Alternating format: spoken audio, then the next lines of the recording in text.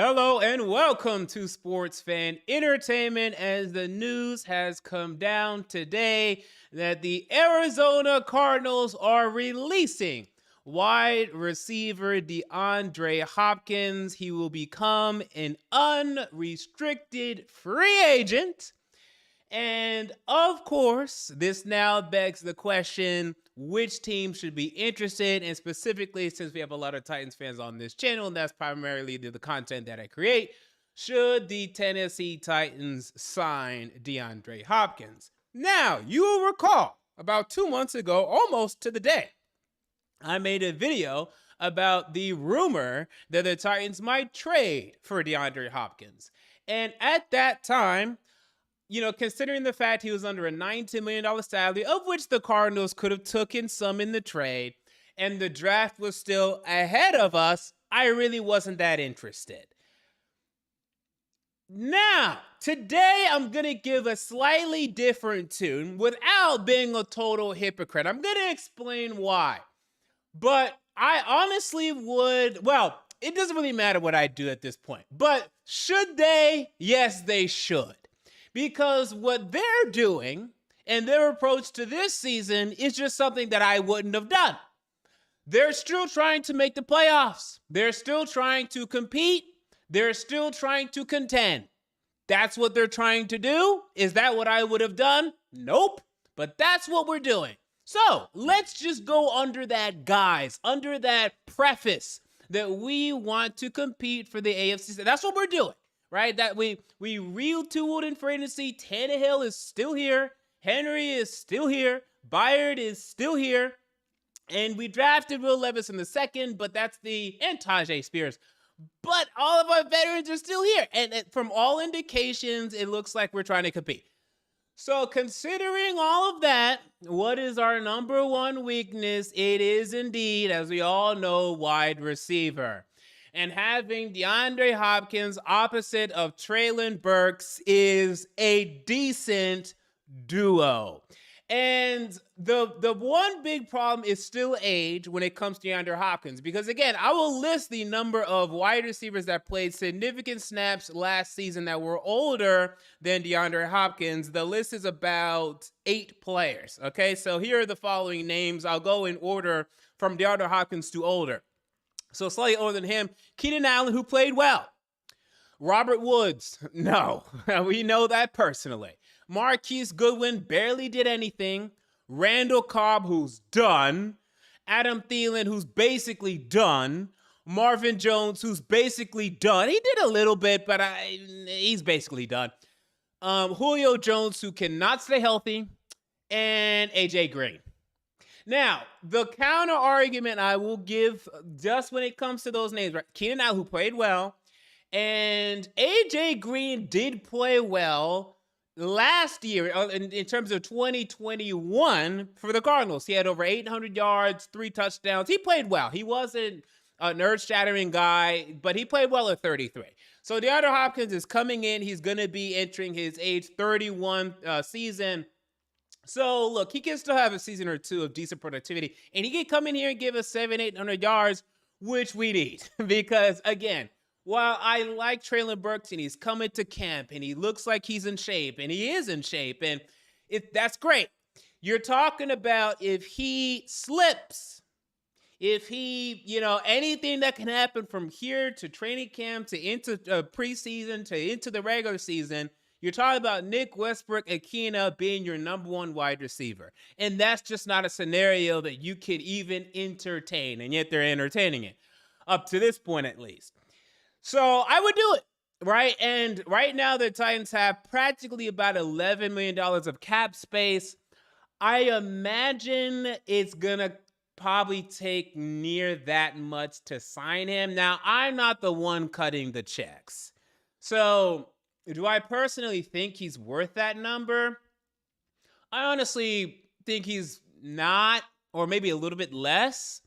But if this is the approach that we're doing, fine. Now, I don't want anyone to go crazy on this, but because look, I still have us going 6-11 or 7-10. But if we got Hopkins, I would improve by a game or two. I would move that up to now being, would I go 2 games for that? I don't know if I can go up 2 games for a wide receiver at his age. I wish I could. But I'd go up to at least saying 7-10, 8-9, with a chance of 9-8.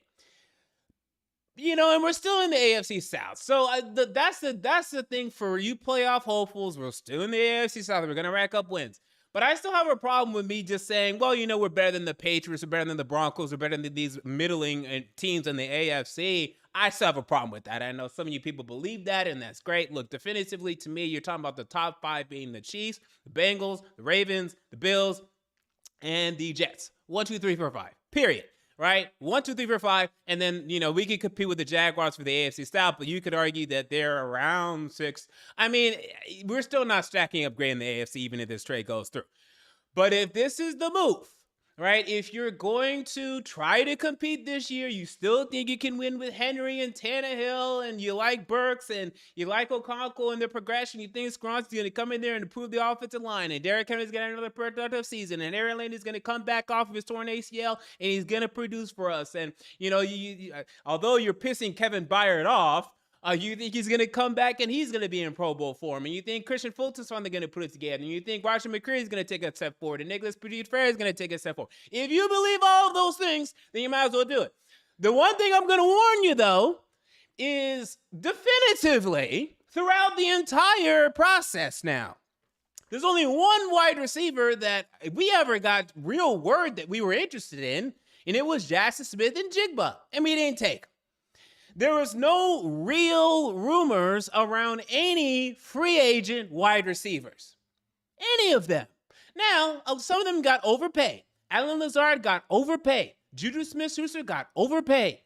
Jacoby Myers, I think he got kind of fairly paid. We were never rumored for any of them.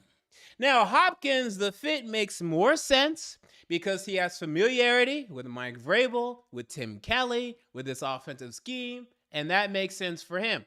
But remember, he wants to sign with a contender. And whenever he was on the I Am Athlete podcast about, I want to say 2 months ago, he listed that he'd like to play for, obviously, his top 5 quarterbacks in the NFL. He said Mahomes, Hurts, Justin Herbert. Who else did he say? Mahomes, Hurt, Lamar, and should be someone else. And Josh Allen. And I don't know, the only team there that makes sense to me, okay, maybe 2. The Bills and the Eagles would make sense. I think the Bills should do it. I think the Bills might as well just do it because Gabe Davis, I don't know what happened last year. He underperformed. I'd like to see Hopkins paired with Stephon Diggs and Gabe Davis. I think that's an interesting trio. Deontay Hardy is only fine there. And they drafted Justin Shorter out of Florida. He still needs development. He's not ready to come in and really make an impact day one for the Bills. So I think the Bills should do it, and I think they might do it. And then the Eagles make sense because A.J. Brown is a guy, and Devontae Smith, who can play in the slot, and Hopkins to a certain extent. So those 3 work together well to me, well enough.